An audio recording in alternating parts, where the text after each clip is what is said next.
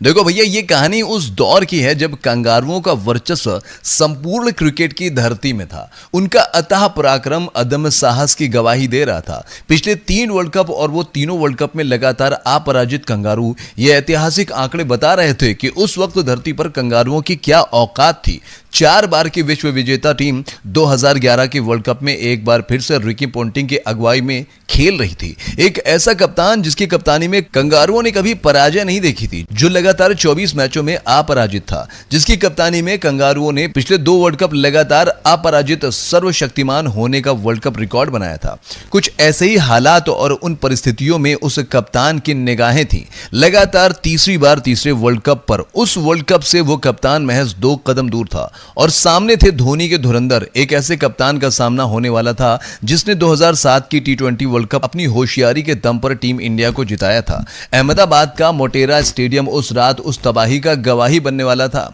24 मार्च 2011 को या तो कंगारुओं का घमंड टूटने वाला था या फिर वो घमंड जारी रहने वाला था। टीम इंडिया के पास एक तरफ होम एडवांटेज था और दूसरी ओर उन खुंखार कंगारुओं को एडवांटेज से कोई मतलब नहीं था, जिन्हें ना तो किसी होम से मतलब था और ना ही किसी एडवांटेज का। पिछले 3 वर्ल्ड कप से अपराजित कंगारू आज टीम इंडिया के सामने खड़े थे। ऐसे हालात में उनके आंकड़े बता रहे थे, होम ग्राउंड किसी का भी हो, राज तो कंगारुओं का ही होता है। क्रिकेट कहीं पर भी हो, लेकिन पिछले 3 वर्ल्ड कप से राजा हमेशा कंगारू ही होता है। कुछ ऐसी ही हालत के बीच 2003 के वर्ल्ड कप की वो हार, उस हार के वो दर्दनाक पल हम इंडियंस कभी नहीं भूलने वाले थे। अहमदाबाद का मोटेरा स्टेडियम उस दिन उस घमंड का गवाह बनने वाला था जो 24 मार्च 2011 का quarter final match world cup का एक और दिग्गजों से लैस कंगारू टीम थी। वहीं दूसरी ओर धोनी की नई नवेली टीम इंडिया, कंगारुओं के पास रफ्तार के कहर बरपाते तेज गेंदबाज तो बल्लेबाजी में निडर पराक्रमी बल्लेबाजी क्रम था। वहीं दूसरी ओर कप्तान महेंद्र सिंह धोनी द्वारा तैयार की गई नई नवेली टीम इंडिया, जिसमें कुछ के पास अनुभव, पराक्रम, विश्व का सबसे कीर्तिमान खिलाड़ी होने का गौरव हासिल था, परंतु इस गौरव पराक्रम के दम पर टीम इंडिया कभी भी वर्ल्ड कप नहीं जीत पाई थी।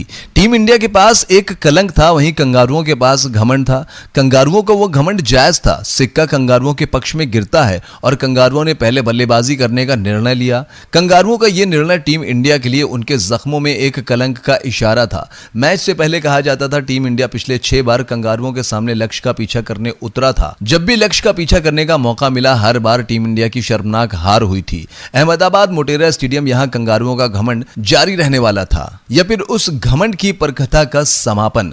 कप्तान धोनी के टॉस हार जाने के बाद दिग्गजों के बयान बदल चुके थे, क्योंकि चेज करते हुए टीम इंडिया ने कभी भी कंगारुओं को पराजित नहीं किया था। कुछ ऐसी ही हालत और परिस्थितियों में मोटेरा के मैदान पर लिखी जाती है कंगारुओं की पराजय की पटकथा या फिर उस दिन उस घमंड की पटकथा का समापन। कंगारुओं की शुरुआत हमेशा की तरह शानदार थी, लेकिन वॉटसन के आउट होने के बाद मैदान पर उतरता है एक महायोद्धा रिकी पोंटिंग। एक ऐसा योद्धा जो अगर मैदान पर टिक गया तो अकेले अपने दम पर बड़े बड़े गेंदबाजों के छक्के छुड़ा देता था। क्योंकि इस मैच के पहले कप्तान पोंटिंग सिर दर्द बनकर उभरा था। पोंटिंग महज 20 की औसत से रन बना रहा था, लेकिन एक तरफ से कंगारुओं के क्रिकेट गिर रहे थे तो वहीं दूसरी तरफ कप्तान रिकी पोंटिंग कप्तानी पारी खेल रहा था। उसका उद्देश्य विराट रूप धारण कर चुका था। ऐसे हालात में कप्तान का सिर्फ एक ही लक्ष्य था कि टीम के स्कोर को वहां तक पहुंचाना है जहां से उनके गेंदबाजों के लिए यह लक्ष्य अभेद बन जाए, अर्थात टीम इंडिया के लिए यह लक्ष्य अभेद अकंटक बन जाए। कप्तान के शतक के बदौलत कंगारू टीम का स्कोर सम्मानजनक स्थिति में पहुंच चुका था।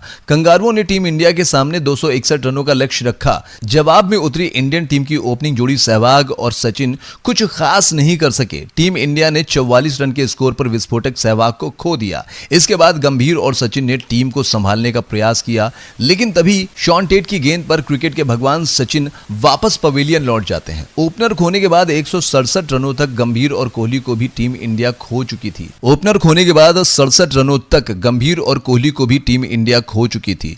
101 गेंद पर 93 रन बनाने के लिए क्रीज पर मौजूद थे कप्तान एवं युवराज, परंतु 187 के स्कोर पर टीम इंडिया का कप्तान भी टीम का साथ छोड़ चुका था। अब क्रीज पर आए सुरेश रैना और युवराज पर इंडिया को आगे ले जाने की जिम्मेदारी आ चुकी थी। युवराज ने धीरे धीरे पारी को संभालना और रैना अपने शॉट्स से ऑस्ट्रेलियाई गेंदबाजों की धुलाई करना शुरू किया। देखते ही देखते इन दोनों के बीच 50 रनों की साझेदारी पूरी हो गई। युवराज ने अपना अर्धशतक पूरा करने के बाद जब युवराज ने कवर ड्राइव लगाया तब कंगारुओं का वो समर्पण देखने लायक था। मोटेरा के उस मैदान पर कंगारुओं का घमंड ध्वस्त हो चुका था। टीम इंडिया के सर से वो कलंक मिट चुका था जो पिछले 6 बड़े मैचों से चला आ रहा था। इस जीत के साथ टीम इंडिया सेमीफाइनल में दस्तक दे चुकी थी। सेमीफाइनल में टीम इंडिया का मुकाबला पाकिस्तान से हुआ, जहां टीम इंडिया ने पाकिस्तान को पराजित करके 2011 के वर्ल्ड कप के फाइनल में अपने आप को स्थापित कर लिया। कंगारुओं की बादशाहत खत्म करके टीम इंडिया सेमीफाइनल के दरवाजे पर दस्तक दे चुकी थी।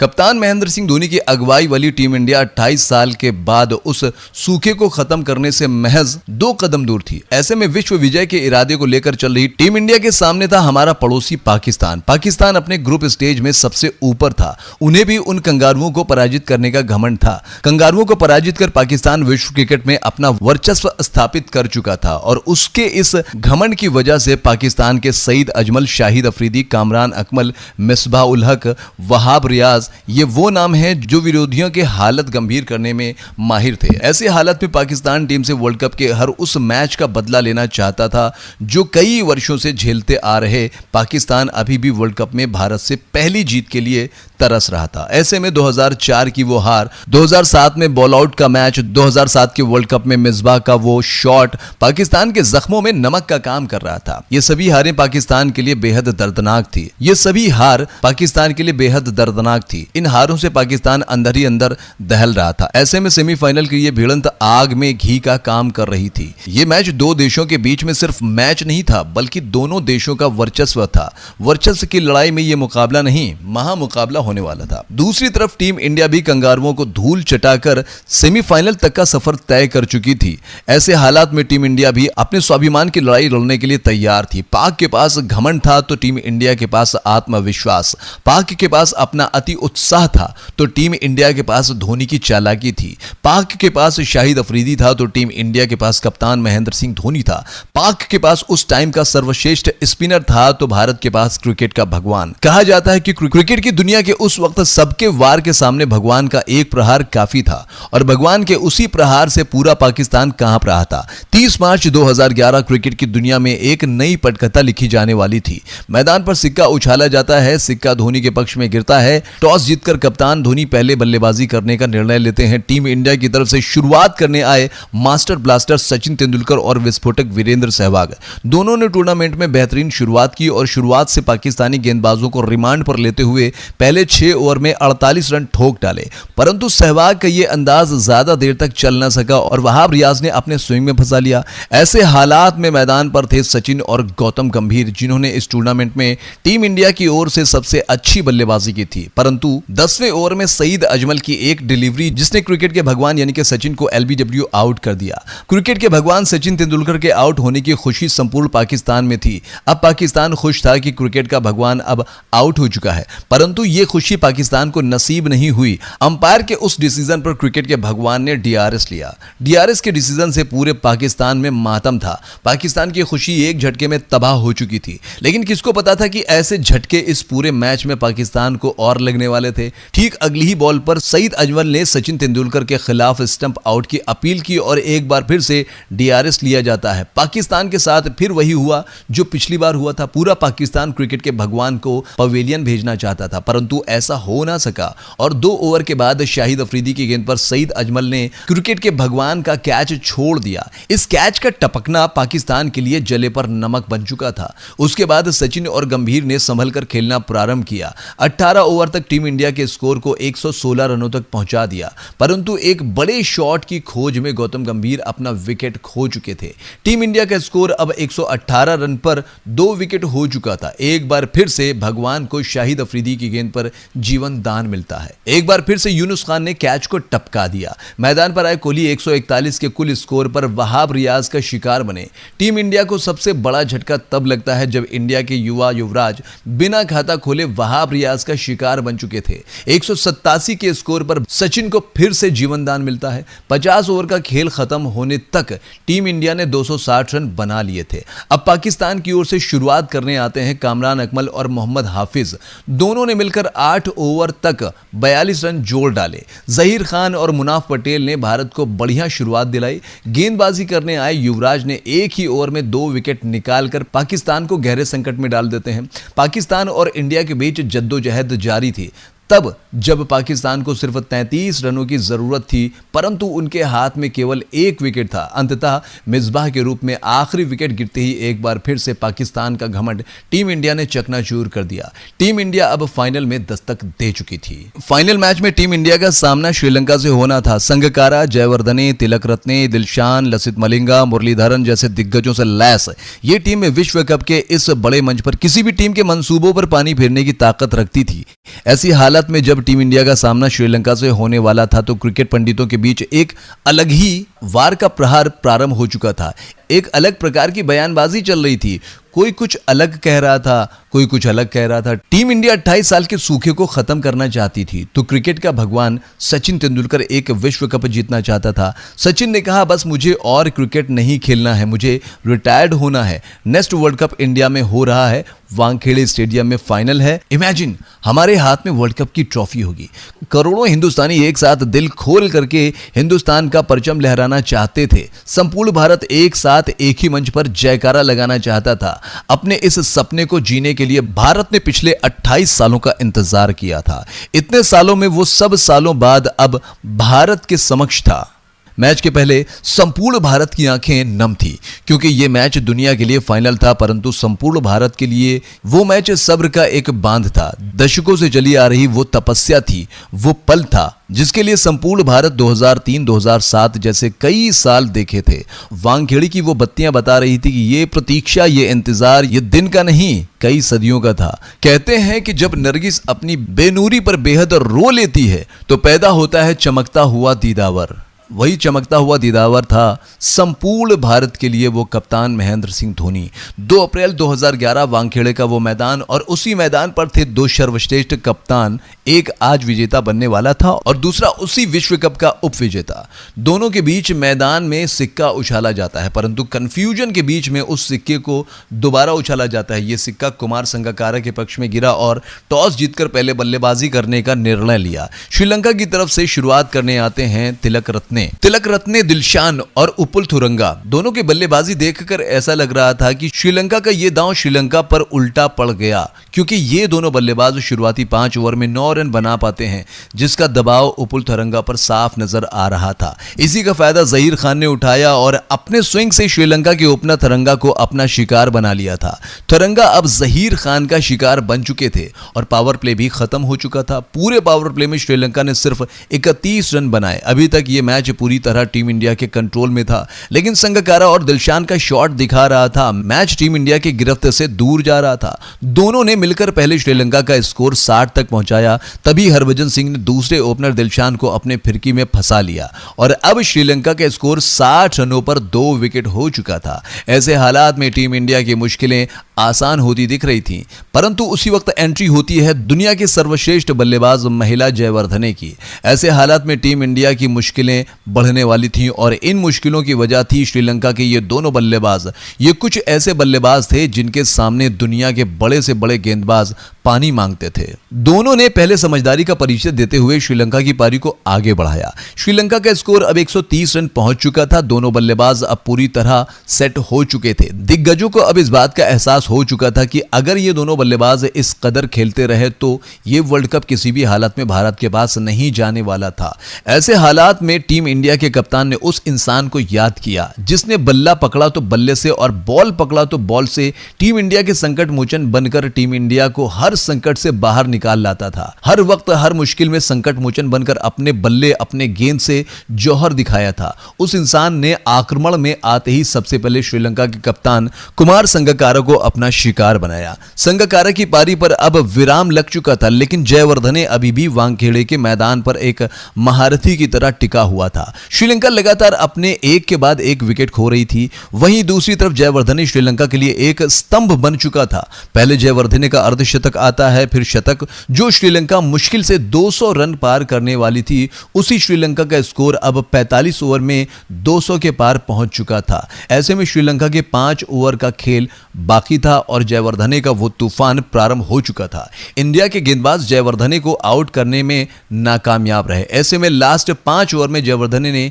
टीम इंडिया के खिलाफ विराट रूप धारण कर लिया और आखिरी के 5 ओवर में निचले बल्लेबाजों के साथ मिलकर 61 रन जोड़ डाले। श्रीलंका का जो स्कोर 200 के इर्द गिर्द होने वाला था, अब श्रीलंका का वही स्कोर 274 रन पहुंच चुका था। अब पारी के पूरे 50 ओवर खत्म हो चुके थे। अब टीम इंडिया को 300 गेंदों में 275 रन बनाने थे। वहीं श्रीलंका को यह विश्व कप हासिल करने के लिए 300 गेंदों में इतने ही रन बचाने थे। विश्व कप जैसे फाइनल के पटल पर यह टारगेट कोई आम टारगेट नहीं था और ऐसे में उस टीम के सामने जिसमें लसित मलिंगा, मुरलीधरन जैसे गेंदबाज हों, ऐसे में यह लक्ष्य आसान नहीं था। दुनिया पूरी तरह समझ चुकी थी कि यह मैच नहीं होने वाला है। इस मैच की कहानी हर वक्त बदलने वाली है। परंतु ये बात जब टीम इंडिया के सामने थी, तब उसके सामने सिर्फ एक ही मकसद था कि 28 सालों का वो सूखा आज खत्म हो जाए। 275 रनों का पीछा करने के लिए टीम इंडिया की ओर से पारी की शुरुआत करने आते हैं टीम इंडिया के विस्फोटक सहवाग और क्रिकेट के भगवान सचिन तेंदुलकर। परंतु मैच की दूसरी गेंद पर टीम इंडिया के विस्फोटक सहवाग लसित मलिंगा के शिकार बन चुके थे। ये झटका टीम इंडिया के लिए किसी बड़े सदमे से कम नहीं था। इस झटके से टीम इंडिया जल्दी उभरने वाली नहीं थी, परंतु सहवाग के जाने के बाद टीम इंडिया का साथ दे रहा था गौतम। सहवाग तो धोखा दे चुके थे, परंतु अब संपूर्ण भारत की उम्मीद थी क्रिकेट के भगवान सचिन तेंदुलकर से और कुछ ऐसे ही हालत में लसित मलिंगा ने संपूर्ण भारत को दूसरा झटका दिया जब क्रिकेट के भगवान सचिन तेंदुलकर को अपना दूसरा शिकार बना लिया। मलिंगा ने बैक टू बैक एक के बाद एक झटके दिए। मलिंगा की ये 2 गेंदें 28 साल के सूखे पर हावी हो रही थीं, परंतु मैदान पर थे दिल्ली के ये 2 शेर। इन दोनों शेर से एक बार फिर संपूर्ण भारत को उम्मीदें थीं। मैच अभी पूरी तरह श्रीलंका के कंट्रोल में था, लेकिन गौतम गंभीर का वो गंभीर रूप मैच में बदलाव लाने वाला था, क्योंकि कोहली एवं गंभीर ने एक बार फिर से श्रीलंकाई गेंदबाजों पर काउंटर अटैक प्रारंभ कर दिया। जो रन रेट पहले 10 ओवर में महज 3 के हिसाब से आगे बढ़ रहा था, वही रन रेट अगले 10 ओवर में 6 को पार कर चुका था। टीम इंडिया ने अगले 10 ओवर में 70 रन जोड़ डाले। अब दूसरी पारी के 20 ओवर खत्म हो चुके थे और इन 20 ओवर में टीम इंडिया ने 110 रन बना डाले थे। पूरे वर्ल्ड कप में संघर्ष कर रहे कोहली ने इस मैच में अपनी काबिलियत का प्रदर्शन किया, परंतु दिलशान का वो अद्भुत कैच टीम इंडिया को तीसरा बड़ा झटका दे गया। ऐसे हालात में दुनिया को इंतजार था टीम इंडिया के युवा युवराज का, परंतु माही की एंट्री से क्रिकेट फैंस की सांसें थम चुकी थीं। श्रीलंका के लिए आउट ऑफ सिलेबस की तरह वो कप्तान ग्राउंड पर एंट्री कर रहा था। उसकी इस एंट्री से संपूर्ण विश्व क्रिकेट जगत में क्रिकेट के दुनिया के भारत के आधिपत्य का आरंभ हो चुका था। टीम इंडिया के कप्तान ने गंभीर के साथ मिलकर पारी को आगे बढ़ाया। भारतीय टीम को जीत के लिए अब महज 116 गेंदों में 122 रनों की जरूरत थी और टीम इंडिया के हाथ में अभी भी 7 विकेट बाकी थे। गौतम गंभीर और महेंद्र सिंह धोनी ने तीव्र गति से लक्ष्य का पीछा किया। टीम इंडिया का स्कोर 200 रनों के पार पहुंच चुका था। अब जीत के लिए 73 गेंदों पर 75 रनों की जरूरत थी।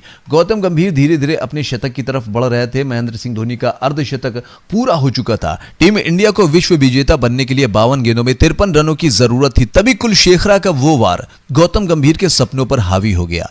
गंभीर के आउट हो जाने के बाद श्रीलंका के लिए थोड़ी उम्मीदें जगी, परंतु गंभीर के जाते ही टीम इंडिया का संकट मोचन मैदान पर आ चुका था। अब मैदान पर दुनिया के 2 ऐसे बल्लेबाज थे जिनके हाथों से यह विश्व कप छीन ले जाना दुनिया के लिए असंभव था। दोनों ने मिलकर पहले रनगति को तेज किया और 10 गेंद शेष रहते ही धोनी के छक्के के साथ खत्म होता है टीम इंडिया का 28 सालों का इंतजार। 28 साल बाद तपस्या खत्म हो चुकी थी। 28 सालों से चला आ रहा वो सपना अब पूरा हो चुका था। 28 सालों से चला आ रहा वो सूखा अब खत्म हो चुका था। टीम इंडिया के उछल रहे ये खिलाड़ी अब विश्व विजेता बन चुके थे। टीम इंडिया अब दुनिया की सर्वश्रेष्ठ टीम बन चुकी थी। क्रिकेट के भगवान अब वर्ल्ड कप जीत चुके थे। टीम इंडिया का वो कप्तान अब दुनिया का वो कप्तान बन चुका था। ये इंतजार, ये तपस्या, ये तप सब कुछ खत्म हो चुका था। ये जश्न मनाते हुए खिलाड़ी और नेशनल एंथम पर कूद रहे ये दर्शक विश्व कप में भारत की जीत की गवाही दे रहे थे। वानखेड़े का वो मैदान, भारत की ये गलियां, भारत के ये खेल और भारत का वो कप्तान, संपूर्ण भारत आज सीना तान कर चल रहा था। क्रिकेट की दुनिया में भारत का आधिपत्य स्थापित हो चुका था। वो दिन, वो दीदार, वो इंतजार, वो सदियां, साल सब कुछ खत्म हो चुका था। संपूर्ण भारत राष्ट्रगान के साथ गूंज रहा था। सबकी आंखों में आंसू था। क्रिकेट को धर्म मानने वाला वो देश क्रिकेट का विश्व विजेता बन चुका था। क्रिकेट का विश्व कप जीत चुका था। क्रिकेट के भगवान के घर में 28 सालों के बाद एक बार फिर से वर्ल्ड कप था। जैसे ही भारत ने कप उठाया, सभी भारतीय खुशी से झूम उठे, कई आंखें खुशी से नम हो गईं। सबसे यादगार पल तो वो आया जब अपना आखिरी विश्व कप खेल रहे सचिन को टीम के कुछ खिलाड़ियों ने अपने कंधों पर बैठाकर मैदान के चारों तरफ घुमाया। पूरा मैदान सचिन सचिन के नाम से गूंज रहा था। सचिन अपने हाथों में तिरंगे को लहरा रहे थे। वहीं सचिन ने विश्व कप जीतने के इतने साल बाद एक बड़ा खुलासा किया। उन्होंने खुलासा करते हुए बताया कि जब यूसुफ पठान और कोहली ने उनको अपने कंधों पर उठाया था तो उन्होंने क्या कहा था। सचिन ने कहा, जब फाइनल में जीत के बाद कोहली और यूसुफ पठान ने मुझे अपने कंधों पर उठाया, तब मैंने उनसे कहा था, देखना कहीं मैं गिर ना जाऊं। केवल इंडियन टीम ने ही वर्ल्ड कप नहीं जीता है, बल्कि देश ने वर्ल्ड कप का खिताब अपने नाम किया था। हम सब ने मिलकर ये उपलब्धि हासिल की थी। लेकिन ऐसा नहीं हुआ। दोनों ही खिलाड़ियों ने बखूबी अपने कंधे पर बैठाकर घुमाया। इसके अलावा सचिन ने कहा कि वर्ल्ड कप जीतना उनकी जिंदगी की सबसे बड़ी जीत थी। सचिन ने इस बारे में बात करते हुए कहा कि जब मैंने 1983 में कपिल देव को वर्ल्ड कप उठाते हुए देखा था तो वो एक जबरदस्त अनुभव था और इस सपने को मैं पूरा करना चाहता था। मैंने फैसला किया, जो भी है मुझे वर्ल्ड कप जीतना है। वानखेड़े में उस दिन गजब का माहौल था और मेरी क्रिकेटिंग करियर का सबसे बेस्ट लम्हा था, क्योंकि काफी कम बार ऐसा होता है जब पूरा देश सेलिब्रेट कर रहा होता है। दोस्तों, आपको वर्ल्ड कप 2011 में विश्व विजेता बनने वाली इन आंखों को नम कर देने वाली कहानी कैसे लगी और सचिन की वो बातें आपको कैसी लगी और सचिन को विश्व कप जीतता हुआ देखकर आपको कैसा लगा, वीडियो में कमेंट करके बताना मत भूलिएगा। और चलते चलते यूट्यूब चैनल क्रिक बाज को सब्सक्राइब करना मत भूलिएगा। जय हिंद, जय भारत, वंदे मातरम। धन्यवाद।